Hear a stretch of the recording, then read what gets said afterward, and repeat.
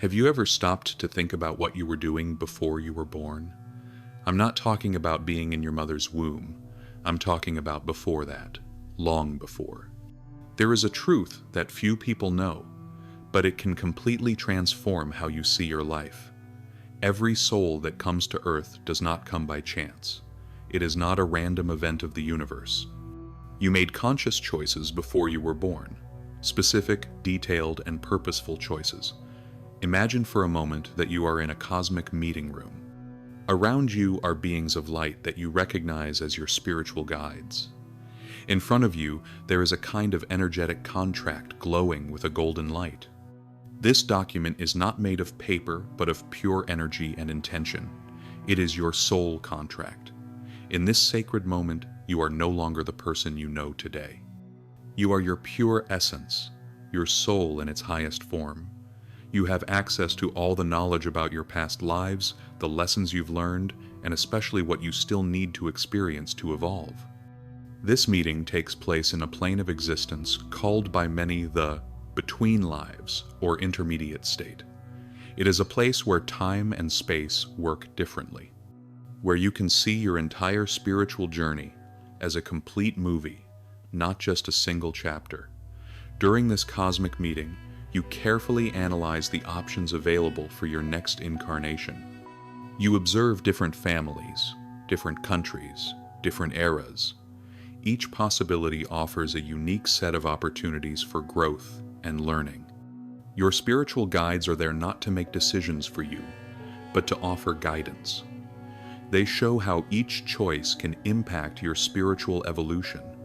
They explain the challenges you will face and the tools you will have at your disposal to overcome them. What many people don't understand is that nothing in your current life is punishment or retribution. Every difficult situation, every complicated relationship, every obstacle you face was carefully chosen by yourself, not out of masochism, but out of love. Love for your own growth and evolution. Think of that moment in your life that was most transformative. That situation that, at the time, seemed impossible to overcome, but that today you recognize as fundamental to who you've become. That experience was in your contract. You agreed to live it because you knew that only through it could you develop certain soul qualities. But why is this information being revealed now? Why are more people waking up to this truth? We are living in a unique moment in human history. Planet Earth is going through a vibrational elevation, a collective awakening. More souls are incarnating with less spiritual memory blockage. It's as if the veil between worlds is becoming thinner. Have you ever felt that sense of being in the wrong place, or that you should be doing something different? That is not purposeless restlessness. It is your soul remembering the agreements it made.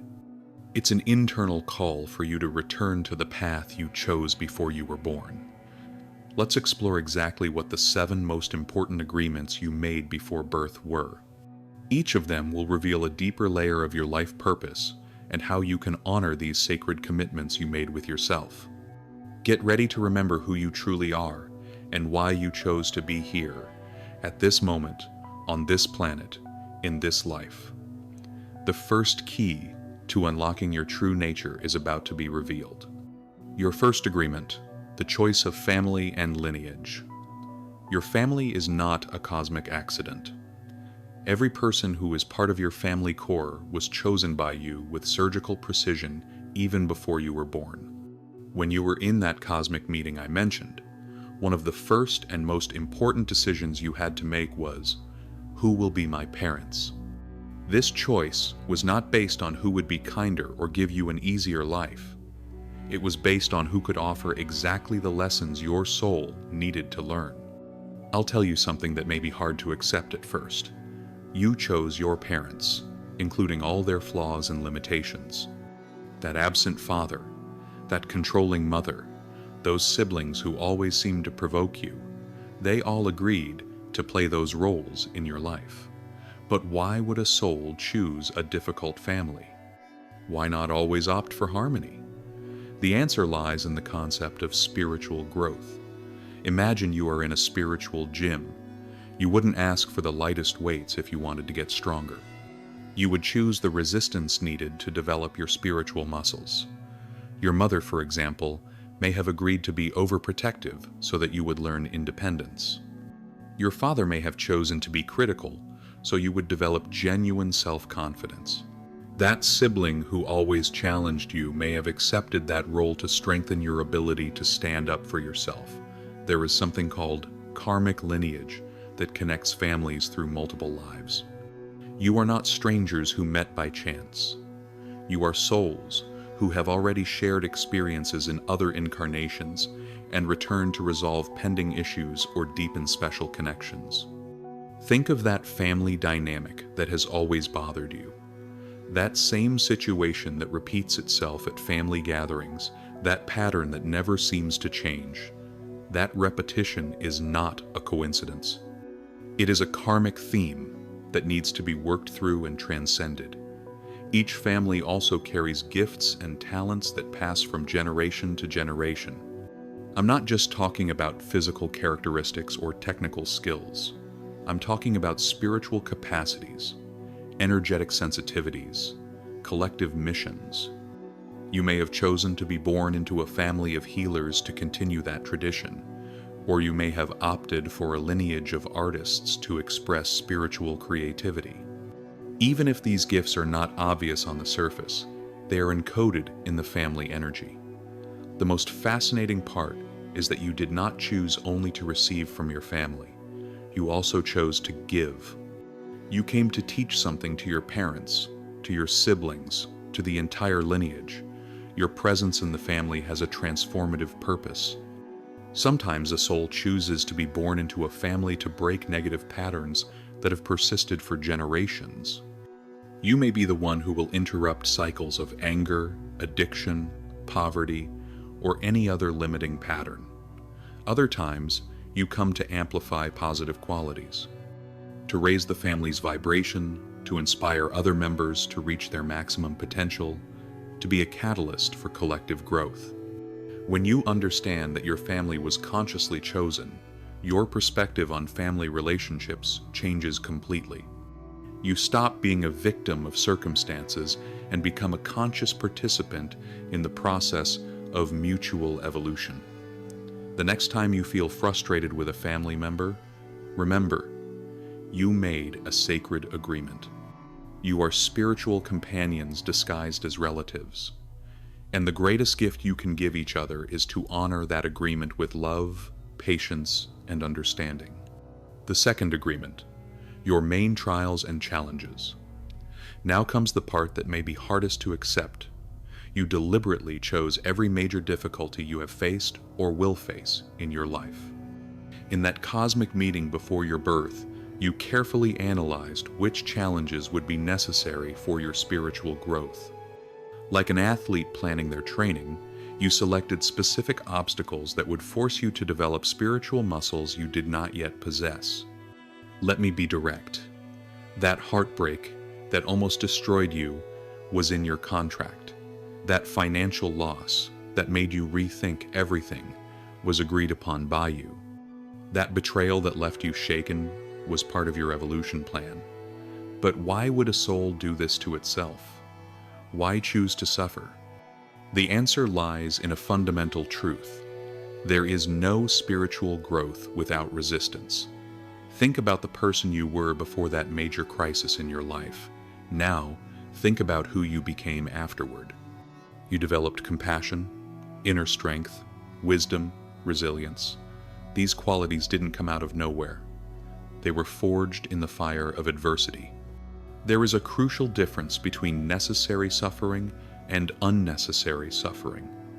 Necessary suffering is that which transforms you, teaches you, makes you grow. It is temporary and purposeful. Unnecessary suffering is that which you prolong by resisting the lessons, by clinging to pain, by not accepting that it's time to move on. When you were planning your current life, you didn't just choose the challenges, you also chose the tools and resources you would have to overcome them. No obstacle was placed in your path without you having the capacity to transcend it. You chose to be born with certain personality traits that would help you face your specific challenges. If you needed to learn patience, you may have chosen a naturally anxious nature so that the contrast would be greater. If you needed to develop courage, you may have opted for a tendency toward fear that would constantly force you to overcome limitations. Your challenges were also chosen for specific moments in your life. That crisis in your 30s was no coincidence. It was the perfect time for you to question your choices and redirect your path. That loss in midlife came when you were ready to learn about detachment and rebirth. The most impressive part is that you didn't choose to face these challenges alone. Every major difficulty in your life comes with people who also agreed to help you overcome it. That friend who showed up at the right time, that mentor who guided you, that opportunity that appeared out of nowhere, all of it was part of your plan. Even the people who hurt you agreed to play those roles in your life. They are not villains in your story. They are co-actors in a greater spiritual drama. They sacrificed their own image to teach you lessons about forgiveness, boundaries, and self-love. When you understand that your challenges were chosen by you, your attitude toward them changes completely. You stop asking, "Why is this happening to me?" and start asking, "What is this trying to teach me?" Third agreement, your unique gifts and talents. You brought gifts to this world. I'm not talking about skills you developed in childhood or talents you discovered in school. I'm talking about ancestral abilities your soul has carried through multiple lifetimes. Before you were born, you already possessed a unique set of spiritual gifts. These talents were developed and refined through hundreds, perhaps thousands of previous incarnations. They are your spiritual inheritance, your energetic signature in the universe. Think of that ability that always felt natural to you. That thing you do effortlessly, that other people find impressive, but for you seems obvious. That ease is not a coincidence. It's cellular memory from past lives, where you already mastered that art. You may have been a healer in ancient Egypt, and now feel an inexplicable connection to alternative medicine. You may have been a musician during the Renaissance, and now can play instruments intuitively. You may have been a spiritual leader in lost civilizations, and now have a natural ability to inspire and guide people. Not all your gifts are activated from birth. Some remain dormant until you are ready to use them.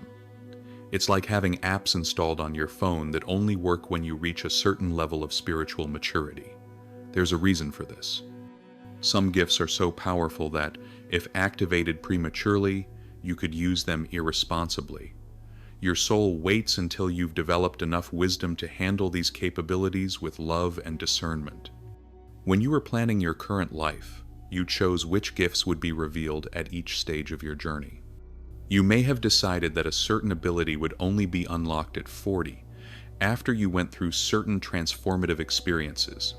Your unique talents are not just for your personal benefit. They are your contribution to the world. Every gift you possess was chosen because humanity needs that specific energy that only you can offer. Have you ever wondered why certain people seem to be born to do something specific? Why some individuals have such a clear calling that it feels inevitable?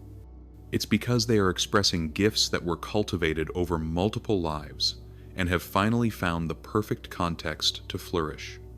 Your gifts are also directly connected to your life mission. It's no coincidence that you have exactly the skills needed to fulfill your greater purpose. You were strategically equipped with the right tools to do the work you came here to do. Sometimes your gifts manifest through traditional professions. Other times they express themselves in less conventional ways. You may have the gift of healing through your presence, inspiring through your words, or transforming environments through your energy. There are also gifts you developed specifically for this incarnation. Abilities your soul never had before, but that were needed to navigate the unique challenges of this era. You may have developed a special capacity to deal with technology because you chose to incarnate in the digital age. Many people go their whole lives without discovering their true gifts because they're looking in the wrong place. They expect talents to show up the way society expects, but spiritual gifts often express themselves in unexpected ways. Your gift may be the ability to make people feel safe in your presence. It may be the skill of finding creative solutions to complex problems.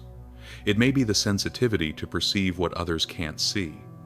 To discover and activate your gifts, you need to pay attention to the signs. Notice what energizes you instead of draining you. Notice the synchronicities that appear when you're aligned with your purpose. Listen to the compliments people give you. They often see your gifts more clearly than you do. Remember, your gifts are not just abilities. They are sacred responsibilities. When you don't use them, you are depriving the world of something only you can offer. Fourth commitment, your soulmate connections. Now we come to one of the deepest and most transformative agreements you made before you were born, your soulmate connections. But before we continue, I want you to do something. Think of that person who came into your life and changed everything. That connection that was so intense you immediately knew it was different. Leave a comment. Do you believe you've already met a soulmate in your life? Just one word, yes or no. I'm curious to know how many of you have had this experience. Back to our topic. There is a huge misunderstanding about what soulmates really are. Most people think a soulmate is just a romantic concept, that perfect person you'll meet and live happily ever after. But the truth is much more complex and fascinating. Soulmates are groups of beings who share a common spiritual origin. You were created in the same cosmic family and have a connection that transcends lifetimes. There are different types of these connections, and each one has a specific purpose in your evolutionary journey. First, we have companion souls. These are the people with whom you have an immediate natural affinity. You understand each other without words, share similar values, and the relationship flows naturally. They can be friends, romantic partners, co-workers, or even family members. Their role is to support you, understand you, and walk by your side. Then we have teacher souls. These connections are more challenging. They are people who enter your life to teach you specific lessons, usually through intense and transformative relationships. They may hurt you, frustrate you, make you question everything. But it's precisely through this friction that you grow and evolve. There's also the mirrored soulmate. This is the person who reflects your own characteristics, both positive and negative. Being with them is like looking into a spiritual mirror. You challenge each other to become better versions of yourselves. And yes, there is the romantic soulmate. This is the rarest and most intense connection. It's literally the other half of your soul, separated at creation so you could experience individuality and then reunite. When this happens, it's undeniable. You recognize each other on levels beyond logic. But here's something important. You didn't make agreements with just one soulmate. You made agreements with multiple souls from your group. Some of these people you meet in every life, others appear only in specific incarnations when there are particular lessons to learn together. Before birth, you carefully planned when and how you would meet. You chose the circumstances, the age, the context. Nothing was left to chance. That casual encounter in the elevator, that coincidence that brought you together, that series of events that drew you close, all of it, was orchestrated in the spiritual realms. The most fascinating part is that you also agreed on specific roles you would play for each other. One soulmate may agree to be the great love of your life in one incarnation and your biggest challenge in the next. Another may choose to be your child in one life and your mentor in the next. These connections serve to accelerate the spiritual growth of all involved. When soulmates meet, they activate each other. Dormant capacities awaken, purposes become clear, deep transformations happen. It's as if you are keys that unlock each other's potential. You can recognize a soulmate by several characteristics. There's an immediate sense of familiarity, as if you've known each other for a long time. There's communication that goes beyond words. You may understand each other through looks, feel each other's emotions, have simultaneous similar thoughts. There's also emotional intensity that can be both wonderful and challenging. Relationships with soulmates tend to be transformative. They force you to grow, face your fears, release limiting patterns. They aren't always easy, but they are always meaningful. Some soulmates come into your life temporarily. They fulfill their specific purpose and then go on separate paths. That doesn't mean the connection was less real or important. It means you honored the agreement you made, and now it's time for each of you to continue your individual journey. Other soulmates stay for a lifetime. They become your walking companions, growing and evolving with you over the decades. These connections are especially precious because they allow for long-term shared spiritual development. What's important is to understand that every soulmate you meet is a sacred gift. It doesn't matter whether the connection is harmonious or challenging, temporary or permanent. What matters is that you committed to helping each other on the journey back home to the divine unity from which you came. Fifth agreement, your life purpose and spiritual mission. There's a profound difference between having a job and having a purpose. Your job is what you do to earn money. Your purpose is what you came to this world to do to contribute to the evolution of humanity. Before you were born, you chose a specific spiritual mission. I'm not talking about something grand, like saving the world or becoming famous. I'm talking about a unique contribution that only you can make, based on the unique combination of your gifts, experiences, and perspectives. Your purpose can be as simple as being a loving presence in the lives of those around you. It can be teaching by example, inspiring through your art, healing through your profession, or leading through your vision. The size of the impact doesn't matter. What matters is that it's authentic and comes from the heart. When you were planning your current life, you carefully analyzed what would be the best way to serve in this incarnation. You considered your natural gifts, your past life experiences, the current historical context, and the specific needs of humanity at this time. You may have chosen to be a teacher to influence the next generation. You may have opted to be an artist to elevate consciousness through beauty. You may have decided to be an entrepreneur to create innovative solutions. Or you may have chosen to be a parent to raise children who will make a difference in the world.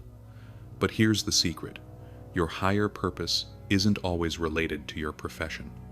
You might be an accountant whose true purpose is to be a facilitator of harmony in the environments where you work. You might be a salesperson whose real mission is to spread optimism and hope. You might be a retiree whose contribution is to be a wise advisor to those in need. Before revealing how you can discover and live your purpose more consciously, I need to share something that will greatly accelerate your journey of self-discovery. In the Quantum Thinking Challenge, in 21 days you'll have access to exercises and practices to reprogram your mind, align your energy, and begin to co-create a new reality. The success stories I've already received are truly inspiring. Could the next transformation story be yours? Check the first pinned comment. Now, returning to your life purpose, there are clear signs that indicate when you're aligned with your spiritual mission. The first is a sense of energy and vitality when you're doing something related to your purpose. You don't feel tired even working for hours. On the contrary, you feel energized and inspired. The second sign is synchronicities. When you're on the right path, the universe conspires in your favor. Doors open, the right people show up, opportunities arise almost magically. It's as if you're swimming with the current instead of against it. The third sign is the positive impact you have on the people around you. When you're living your purpose, people feel better in your presence. You inspire, motivate, and transform lives without even realizing it. Your example becomes a beacon for others. Many people feel lost because they're searching for one single definitive purpose. But the truth is, your purpose can evolve over the course of your life. You may have a specific mission in youth, another in midlife, and another in maturity. Each life phase offers different opportunities to serve. The important thing is to always be asking, how can I contribute? How can I use my gifts to make a difference? How can I leave the world a little better than I found it? Your purpose also doesn't have to be something you do alone. You may be destined to be part of a larger group or movement. Your contribution may be to support the work of others, to be a vital piece in a bigger puzzle. There is a spiritual urgency to fulfilling your purpose in this incarnation. Not because you'll be punished if you don't, but because your contribution is needed. The world needs what you have to offer. Your mission is part of a greater plan for the evolution of human consciousness. When you honor your life purpose, you experience a deep satisfaction that no material achievement can provide. You know you're doing exactly what you're meant to do. You feel your life has meaning and direction. Remember, you don't need to discover your purpose. You need to remember it. It's already inside you, waiting to be activated. And when that happens, everything in your life starts to make sense. Sixth pact, your lessons of love and forgiveness. Love is not just a feeling. It is an evolutionary force that you came here to master. And forgiveness is not just a moral choice, it's a master key that frees your soul from emotional prisons you built yourself. Before you were born, you chose specific experiences that would force you to expand your capacity to love and forgive. You knew these would be the hardest lessons, but also the most transformative of your spiritual journey. Think of that relationship that taught you what unconditional love is. It may have been a child, a pet, a partner, or even someone you cared for in their final moments. That experience wasn't accidental. You agreed to live it to expand your heart beyond the limits you once knew. You also chose people who agreed to be your difficult teachers, those who hurt you deeply so you could learn about forgiveness. Yes, you read that correctly. That person who betrayed you, that family member who let you down, that ex who broke your heart, they all made an immense spiritual sacrifice for you. These brave souls agreed to carry the burden of being the villains in your story, so you could develop spiritual muscles that only grow through forgiveness. They gave up their own reputation in your life to offer you an opportunity for transcendence. This doesn't mean you should accept abusive behavior or remain in toxic relationships. It means you can extract the necessary lessons from those experiences and then make conscious choices about how or whether you should relate to those people. The love you came here to learn on Earth has many layers. First, there is romantic love, that intense passion that teaches you about surrender, vulnerability, and union. Then comes familial love, that which teaches you about loyalty, patience, and acceptance of imperfections. There's love for humanity, that universal compassion that connects you with all beings. But the highest form of love you can develop is self-love. This is often the hardest because you carry judgments about yourself accumulated over multiple lives. You came here to finally forgive and fully accept yourself. Every meaningful relationship in your life is an opportunity to practice a different facet of love. That loyal friend teaches you about fidelity. That difficult boss teaches you about compassion for others who are suffering too. That child in your life teaches you about pure, unconditional love. Forgiveness is perhaps the most complex lesson because it goes against all instincts of self-protection. When someone hurts you, your natural tendency is to build walls, hold grudges, seek revenge. But forgiveness invites you to do the opposite. Lower your defenses, release the anger, choose peace. To forgive doesn't mean to forget or pretend nothing happened. To forgive means to release the emotional weight you carry about a past situation. It is choosing your own freedom instead of staying trapped in pain. There is a difference between forgiveness and reconciliation. You can forgive someone without necessarily re-establishing a relationship with them. Forgiveness is about you, not about them. It's about freeing your own soul, not about giving someone another chance to hurt you. The deepest realization is when you understand that the people who hurt you the most were also the ones who taught you the most. They forced you to discover reserves of strength you didn't know you had. They made you develop wisdom, discernment, self-esteem. They led you to seek help, therapy, personal growth. Often, the person who caused you the most pain was also the one who set you on the path to your true transformation. They may have been the catalyst who made you question everything, rethink your values, discover who you really are. When you truly forgive, something magical happens. You don't just free the other person from your judgment, you free yourself from the emotional prison you built. You stop being a victim and become victorious. You stop giving your power to the past and reclaim it to create your future. Love and forgiveness also extend to humanity as a whole. You may have chosen to incarnate in a time of great conflict and division to learn to love unconditionally, even when it's hard. To develop compassion for people with different ideas, backgrounds, and choices. Your ability to love and forgive doesn't impact just you and those close to you. It contributes to the elevation of humanity's collective consciousness. Every genuine act of love, every sincere moment of forgiveness, adds light to the planet's energetic field. Remember, you didn't come here to be perfect in love and forgiveness from the start. You came to learn, practice, and evolve. Every mistake is an opportunity for growth. Every difficult relationship is a chance to expand your capacity to love. In the end, all the lessons of love and forgiveness prepare you for the greatest reconciliation of all, the reconciliation with your own divine nature. The seventh and most important agreement, your contribution to humanity. We have arrived at the most sacred agreement you made before you were born, your unique contribution to the evolution of human consciousness. This isn't just about you as an individual, it's about the role you chose to play in the collective awakening of humanity. When you were in that cosmic meeting planning your life, you weren't thinking only about your own spiritual growth. You were seeing the bigger picture, how your individual journey would fit into the divine plan to elevate the entire human species.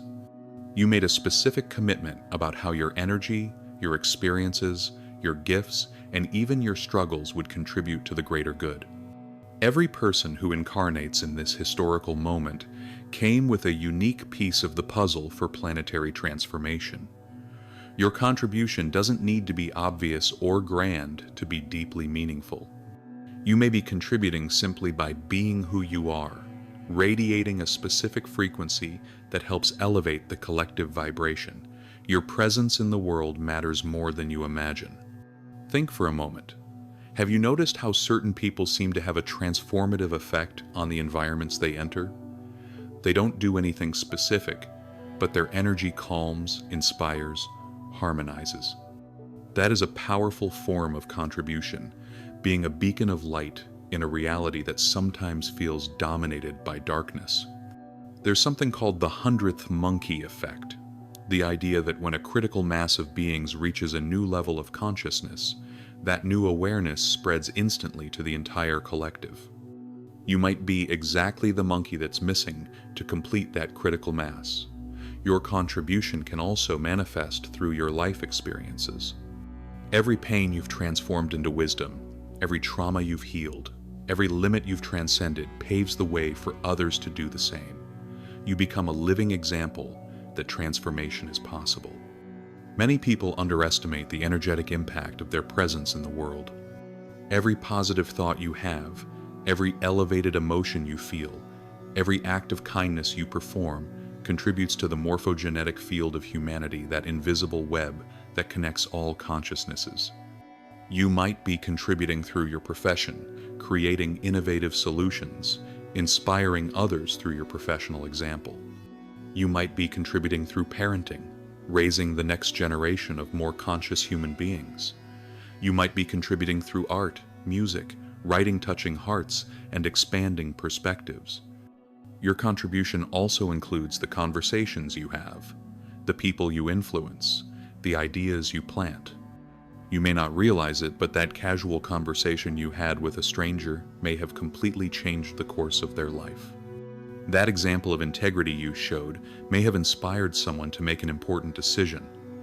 The historical moment you chose to incarnate in is no coincidence. We are living in a time of planetary transition, a moment when humanity is evolving to a new level of consciousness. You chose to be here now because your specific skills are needed for this transformation. You may have come to help heal divisions, to build bridges between different groups, to bring more compassion to a world that sometimes seems to have lost empathy. You may have come to innovate, to create technologies that improve quality of life, to find solutions for complex problems. Your contribution can also be personal and intimate.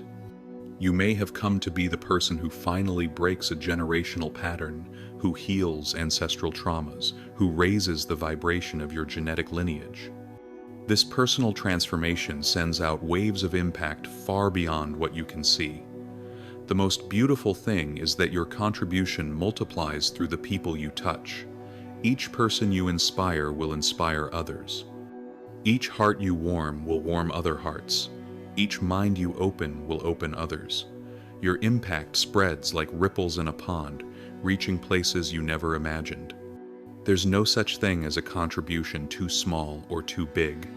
There is only the right contribution for you, the one that flows naturally from your gifts, your personality, your circumstances, the one that makes your heart feel alive and your spirit feel useful. When you honor this seventh agreement, you experience a deep sense of alignment with the universe. You know you are doing your part in the great divine plan. You feel that your life has meaning beyond personal concerns. Remember, you didn't come here just to evolve. You came to help all of humanity evolve. Your individual light contributes to the collective light that is transforming this planet. And that is the highest honor a soul can have. Create personal rituals to connect with your agreements. It could be lighting a candle and declaring your intention to honor your commitments. It could be a walk in nature where you reaffirm your mission.